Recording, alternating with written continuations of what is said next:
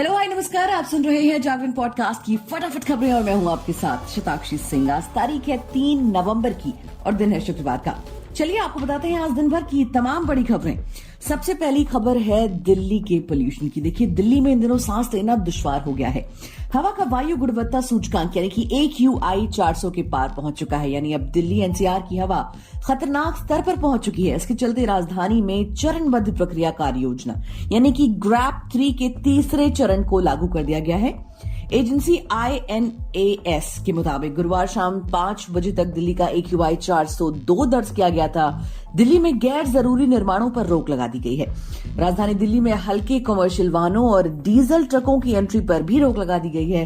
अब इस संदर्भ में स्कूलों को ऑनलाइन करने के लिए भी कहा गया है, क्योंकि प्रदूषण का लेवल लगातार बढ़ता जा रहा है। बढ़ते प्रदूषण पर लगाम लगाने के लिए वैधानिक निकाय वायु गुणवत्ता प्रबंधन आयोग यानी कि CAQM ने वायु गुणवत्ता की स्थिति की समीक्षा करने के लिए एक बैठक आयोजित की।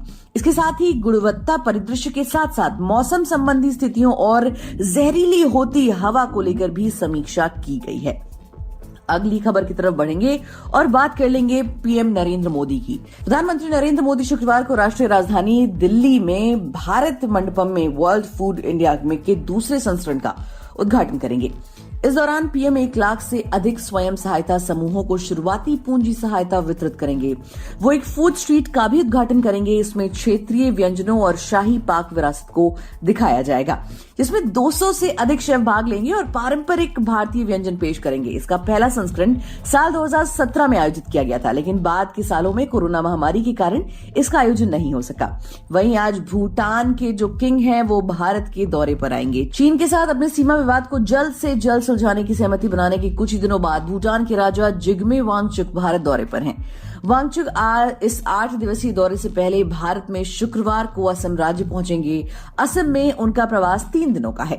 असम के अलावा वो नई दिल्ली और महाराष्ट्र की यात्रा पर भी होंगे। नई दिल्ली में उनकी इस यात्रा के दौरान PM नरेंद्र मोदी विदेश मंत्री S जयशंकर और दूसरे वरिष्ठ अधिकारियों से मुलाकात करेंगे। वो विदेश मंत्रालय की तरफ से बताया गया है कि 3 से 10 नवंबर तक भूटान के राजा का भारत दौरा होगा, जिस दौरान वो भारतीय अधिकारियों के साथ द्विपक्षीय या दूसरे क्षेत्रीय मुद्दों पर विचार विमर्श करेंगे। विदेशी खबरों की बात करें तो इजराइल हमास युद्ध पिछले 28 दिनों से लगातार चल रहा है। बीते 3 हफ्ते से जारी इस जंग में अब तक 10,000 लोगों से ज्यादा की मौत हो गई है। UN और अमेरिका समेत कई देशों की शांति अपील के बाद भी ये लड़ाई रुकने का नाम नहीं ले रही है और इनफैक्ट तेज ही होती जा रही है।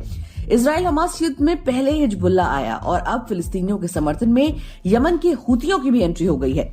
हूती आतंकियों ने इजराइल पर ड्रोन से हमला करना शुरू कर दिया है। एजेंसी रॉयटर्स के मुताबिक इजराइल डिफेंस फोर्सेज ने गुरुवार को एक बयान में कहा कि गाजा में जमीनी लड़ाई शुरू होने के बाद से उसने हमास के 130 आतंकवादियों को मार गिराया है। IDF ने कहा कि उसकी सेना ने 27 अक्टूबर से गाजा पट्टी में कई आतंकी ढांचों को भी नस्तनाबूद किया है।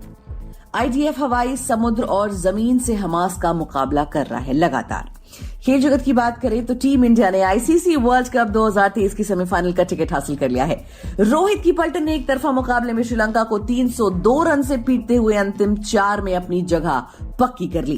पहले बल्लेबाजी करते हुए भारतीय टीम ने स्कोर बोर्ड पर 357 रन लगाए, जिसके जवाब में श्रीलंका की पूरी टीम महज 55 रन बनाकर सिमट गई।